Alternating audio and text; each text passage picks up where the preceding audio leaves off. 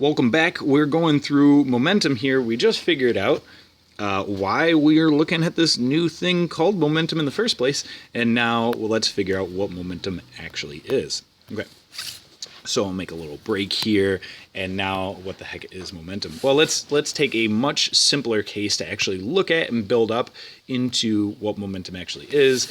Let's take a block that's on the ground here. So let me carefully draw the ground. You're drawing it with me. And I take some block that's on the ground here. And I'm going to go and I'm going to make this block move. Right now the block is stationary here. Let's go ahead and put that as stationary. The original velocity is 0. And let's go make this move. Well, how do I do that? Let's say it's not a block. Let's say it's a box and it's a moving box. It's a moving day for you. And you can't pick it up because it's too heavy, but you need to get it over a little bit. So what might you do? Well, maybe you'd push it.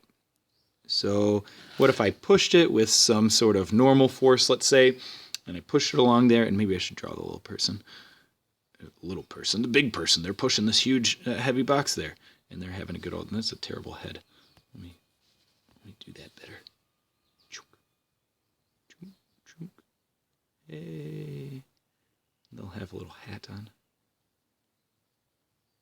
Right. Kind of looks like a hard hat. It's supposed to be bowler hat. Bowler hat. There we go. Okay, great. They're having a good old time. That's a little grin. Okay. They got googly eyes. Okay. Anyways, they're pushing that thing along. If it starts at 0 and then they start to push it, maybe you would get going. Okay, cool. If we think about that with energy, we would say that, hey, the kinetic energy would be increasing here because you'd be making it go faster. And how did you make it go faster? You put some force on it. Oh, that sounds like what we just did. So let's quickly look at, and we'll just look at an overview of what we just did with energy. Hey, that the sum of the amount of work there is equal to the change in kinetic energy. And what is the sum of the work except the forces that are parallel with some displacement there, and that's equal to the change in kinetic energy. So I can increase or decrease my kinetic energy, in this case, increase my kinetic energy, when I put a force on it, like this normal force, through some distance here. So like displacement, through some displacement technically, but distance is a similar idea. Through some displacement there. So if I push it, 1 meter or 1 foot or whatever it is, I can make that thing go. All right, so then, let's just finish with this a little bit here. That's equal to the ending kinetic energy minus the beginning. Well, we just said that the original velocity was 0, so that means that this kinetic energy at the beginning was just 0, which then simplifies down to 1/2 mv squared, the ending velocity. And that's equal to my normal force, which is already parallel with that displacement vector there. And when I go and multiply this force in newtons multiplied by this displacement in meters, I will get some ending velocity there. Okay, interesting. Well, what's another way that we can measure this? I put a force on it, and we could measure the distance that I put that force through. But if I just said, hey, I'm going to push this box, and I'm going to push it with 200 newtons, measure something else, what could you measure? And I bet that you're saying to yourself, well, couldn't I measure the time? How long did you push that for? And you guys, I know that you said this before when we looked at the energy skate park. And we looked at, I know we did the slightly better version of this, but I can't run that on my little tablet here. When we looked at this thing and we put friction on here, we said that, hey, when I had friction, the thermal energy increased here. And we said, okay, cool, yeah, I'm putting an unbalanced force on them, so it's causing them to slow down. Well, it's an unbalanced force and something else, and everybody said, oh, I could measure that as like a time, right? How long am I putting that friction on there? And it seems like the longer that I've put that friction on there, the more amount of thermal energy increases. And I said, yeah, that's true. Well, we could also measure that as a displacement, because displacement was actually related to energy. Well, what if I measured it as time? That seems to be valid. Let's go look at that. What if we did that is a good question. So let me do that over here, and I'll do that in black. Well, this is my momentum side here, and this is my energy side over here. So what if I did that? Well, here, I'm going to go and I'm going to say, hey, I have some force. And what if I don't know, I'm just kind of making this up here. What if I had some force not through displacement, but maybe it works something similar as a force through some time there. I wonder if that gives me something. And in this case, we're going to, we'll do it generically first and then I'll apply my case. What does that give me? Well, without actually doing the lab and such, that gives me a change in momentum. And this P right here is momentum. We use lowercase p for momentum. We do that because it's Latin for, I think it's pater, which is Latin for momentum. So that's why it's a P, and it's a little bit weird. It's lowercase p generally. Usually we use uppercase P for pressure, and also, as we saw in the last unit, power. So it's usually lowercase p. So let's expand this out. This is actually true. This is the definition of that. So I could put the triple equal sign for definition. Let's expand that out. That means that the change in anything is the ending bit minus the beginning bit. Okay, cool. And that's going to be equal to a force multiplied through the time, sorry, the force multiplied through the time that force was applied. Okay, so technically it's a change in time, and I'll come up here to this. It's technically a change in time because I started at some time and I ended at some time. What do I mean by that? I mean, like, if you looked at your watch and you're like, well, at 2 o'clock you started pushing, and at 2:02 you stopped pushing, you pushed for 2 minutes, and that was a change in time. You just did the subtraction in your head. Okay. So, what is this P? What is this momentum? Well, let's think about it here. We know that, let me do it in red here. We know, what is a force here? I know that when I add up all those forces, it's equal to m times a. Well, if I'm looking at notice that this is changing its momentum just in the x direction here. And so I'm actually going to modify all this, and I'm going to say, hey, what if I'm just looking in the x direction, or x dimension is actually how it goes. If I'm looking at just the x dimension, then if I did a free body diagram for this, the only unbalanced force on this thing, assuming that it's frictionless, we didn't talk about that, but that would make it a little bit easier in this case. And it works the same way if it's friction full as well, if you might say. If I made it frictionless, then this normal force that we have here is actually equivalent to the sum of the forces, but in the x direction. So, okay, so now that that's true, I can actually go and I'm going to replace this sum of the f in the x dimension with m times a, and we can see maybe what momentum actually is. So let's go do that. So I'll have now m times a is what I just replaced for the normal force that I put on it. And I'm still multiplying that by the amount of time that I put that normal force on it. And that's equal to my change in momentum, the ending momentum minus the beginning. Now I think about this, and let's get a little bit clever here. M, A, and delta T, are any of these things related to one another? And stop thinking about momentum and start thinking back to what we did earlier in the year. Is M, A, or delta T and or L delta T related to one another? Well, mass and this stuff, maybe. The acceleration, though, and time. Wait, acceleration and time. Let's think back to graphs here. If I was going to go graph this thing, graph our box here as it goes along there. If I push it at a constant force there, then it's going to be speeding up. It's going to be getting faster and faster and faster, and so it would look something like that if I push it at a constant force there. It's a little bit hard to actually do that in the real world because it's like moving in front of you. But if I did, that's what it would look like. My VT graph would look like this here then, right? Oh, wait, hold on. And I'm looking at acceleration and time. Where was acceleration on this graph here? Oh, that's right. That's right. The slope on that graph was acceleration. Oh, okay, cool. Well, the slope is acceleration. And anytime we want to figure out the slope, we just do the change in, that's right. Is there like rise over run? Let's write it like that. That's rise over run. Sorry, I'm like responding like you're talking to me still. I'm just assuming that you're speaking out loud. You should speak out loud. at least in your head. That's rise over 1. Is that a change in y over change in x? Well, no, because we don't have y's and x's. That's a change in velocity over change in time. Wait, hold on. Did you notice something to what we just did here?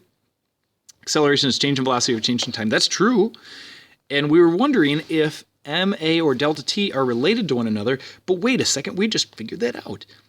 Delta t is right here, and a is right there. These are related to one another because we can write an equation for it. So now, wait, this guy right here, I could take that and I could plug it in for that guy right there. Instead of a, I could write the change in velocity over the change in time. Let's do that. Why would I do that? I don't know, because it's something we could do, and maybe I'll see something that I couldn't see before if I just try something else. So I'm going to multiply that by not a, but I'll multiply it by delta v over delta t. Notice these tricks that I'm showing you of like, hey, let's just try something else is one, a good thing to be thinking about because it helps us, get to different places of, you should be curious and experimenting. We're experimenting even on paper here. But furthermore, this is how you do like any derivation of actually figuring out pretty much like any math derivation that you've ever done or anybody has ever done is basically come about from this method of let me try something that's a little bit different here and maybe I'll get to something that I didn't see beforehand. So now if I try that, hey, let's just, work through and see what happens. I have a delta t in the denominator and, delta t in the numerator here, so these guys cancel out with each other. Interesting. Well, let's keep going. Let's clean that up a little bit. So now I just have mass, and I need to multiply that by delta v. So times a delta v is equal to my ending bit minus my beginning bit of momentum. Well, let's expand delta v out there. That's a mass times the ending velocity minus the beginning velocity, because the change in anything is just the ending minus beginning. Well, cool. I could leave it like that, but let's clean it up even more. Let me distribute that mass in there, and if you didn't see something already, maybe you'll see it now after we distribute that mass. We'll have an ending bit minus the beginning bit. Notice we'll have mass times the ending velocity minus mass times the beginning velocity. What does this mean? Wait a second. This is the ending bit here, mass times ending velocity, and this is the ending bit there, the ending momentum. Similarly, this right here is the beginning bit, and this right here is the beginning bit. Oh, wait a second. That means that we can write an equation for just momentum now, is that the mass times its velocity is equal to its momentum here. Shung, shung, shung. Put a big, gigantic, maybe double box around that since I did some boxes right above it. This is the equation for momentum. This is the definition of what momentum is. Mass times some velocity. All right, so now let's kind of define it in our head, though, of what momentum actually means. Well, it's the amount of mass multiplied by its velocity, how quickly it's moving along. So, and that's momentum. Okay, all right. Well, let's think of some examples here, maybe, and we can try and figure this out. What if I'm driving on the highway, and let's say we're on a little road trip. We're going to go to, where would we want to go to? Yeah, that's right. Let's go there. That sounds like a good idea. So we're going there, and as we're going there, we're driving along in the little car here, and maybe you're driving, and we'll be passengering, other people will be passengering in the back there. And we're on the highway, and so we don't just have our car on the highway, we have a bunch of cars on the highway. And let's say that people were being good citizens here, and we're all going to be going the same speed because there's a speed limit. And I remember limits from math there, and I can't go over a limit, so I don't go over a limit. Actually, that's been my experiment this year, is I've been driving purely the speed limit everywhere. I haven't sped at all this year. Okay, that's like mostly true, plus or minus like a couple percent there. Anyways, so let's say that we're all going, I don't know, what do we want to say, 50 miles an hour. It's the highway, so maybe we're going a little bit faster, but maybe there's like traffic or something like that. We're all going 50 miles an hour. We're going the same speed. Now, if we're going the same speed, do we have momentum? And it just, say it without knowing any physics. Do we have momentum? And you'd say, oh yeah, you all got momentum. Generally, things that are moving usually have momentum, and that's true. Hey, we can look at our equation here and see that that's true. If I have some mass that is moving here, that has some velocity, then I must have momentum. Okay, so that's true. Okay, so a lot of the things that you already know about momentum are actually true. Now, which one of these things has more momentum? Or do they have the same momentum? So the momentum of the car versus the momentum of the truck there. So let's kind of do maybe P car versus P truck there. Is it greater than? Is it less than? Is it equal to? Which one is it? Well, look at the formula if you're not sure, and maybe we can help us figure it out. And I agree that the truck has got to have more momentum at the same speed than the car. Why? Oh, because the truck had a huge amount of mass for going the velocity of 50 miles an hour. And the car had a relatively small amount of mass for going the exact same speed or velocity as that truck. And so meaning that that truck has to have more momentum. Okay, cool, sweet. So that means that heavier objects moving at the exact same speed are going to have more momentum. Oh, okay, cool. Let's compare that. Let's extend our picture here, and let's say that, I'm going to put it in like 3 dimensions here. So we're going to extend the road out here. Oh gosh, can I draw this in 3 dimensions? Ooh, well, maybe you probably can do it better than I can. And over here on the side of the road here, so there's the side of the road here, there's like a car broken down here. Oh no.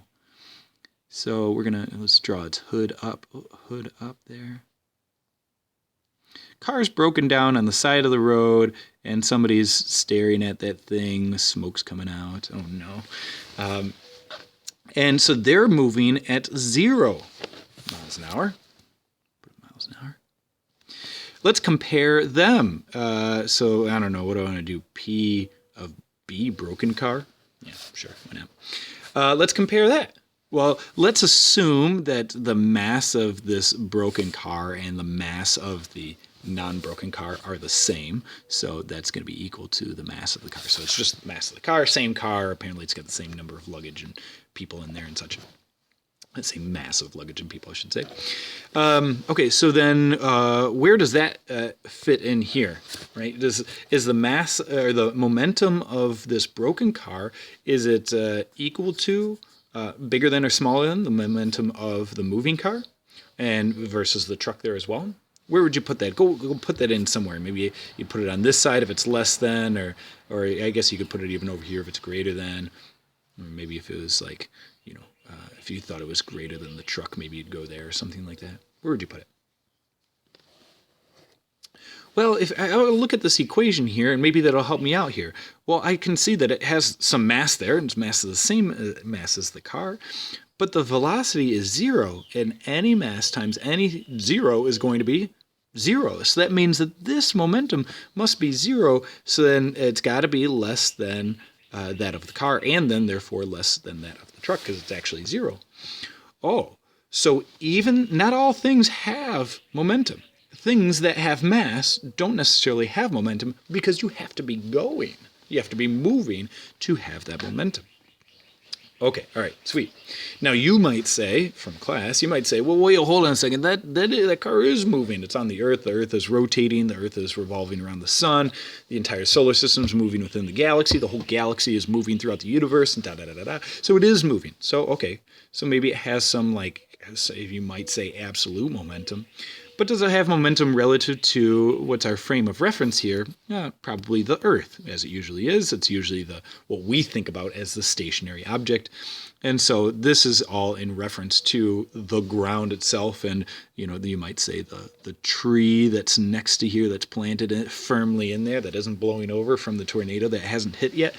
And then we're comparing it to that. Now, if you compare it to other things, obviously you could say that it is moving, and then therefore it has some momentum. Okay, so anyways, this is the overview of what momentum is, and we can go and we can change the momentum of things as we just saw here, and from your life there, I can move things around, I can get things moving, I can stop things from moving, And I can therefore change the momentum of those things, like this box here in this case. Or if you think about the car examples and you go, oh, I'm driving in my car and I can make that thing go faster by using up a little bit more fuel, and I can make that thing slow down by applying those brakes there. So I can change its amount of momentum, not by changing the mass, but by changing the velocity. And now I could also change the mass of that, which could also change the momentum as well.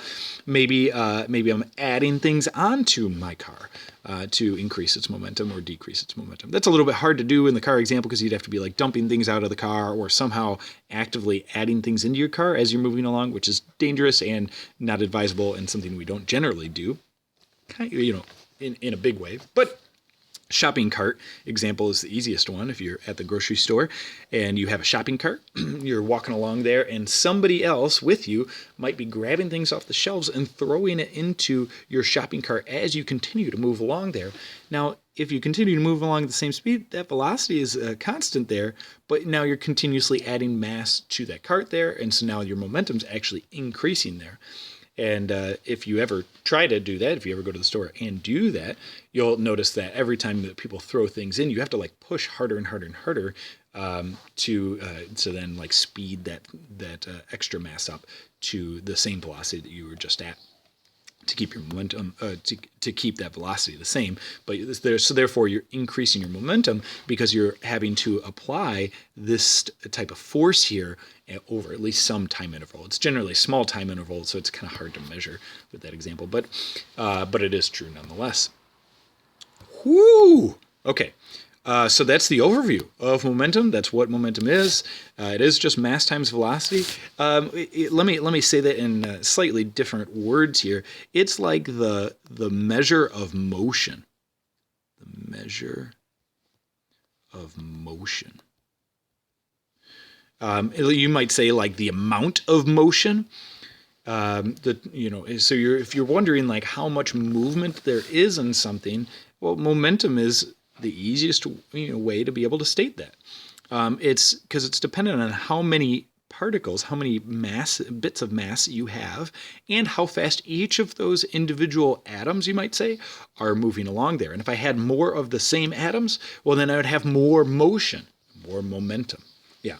So momentum is the measure of motion, or the measure of the amount of motion. And the plural of momentum, so if I have like two things and both of those things have a momentum, we would need the plural of that and be like, and it is momenta. So I have two things here. I have a car and a truck. They're moving along. Each of them have a momentum, and they both have momenta. They both have these vehicles on the road have momenta. They have momentum, but it's in the plural sense. So there's like multiple momentums, which is the wrong way to say it, but instead there's a bunch of momenta going on there. So the plural of momentum is momenta. Interesting thing. All right, that's it. Have a beautiful day.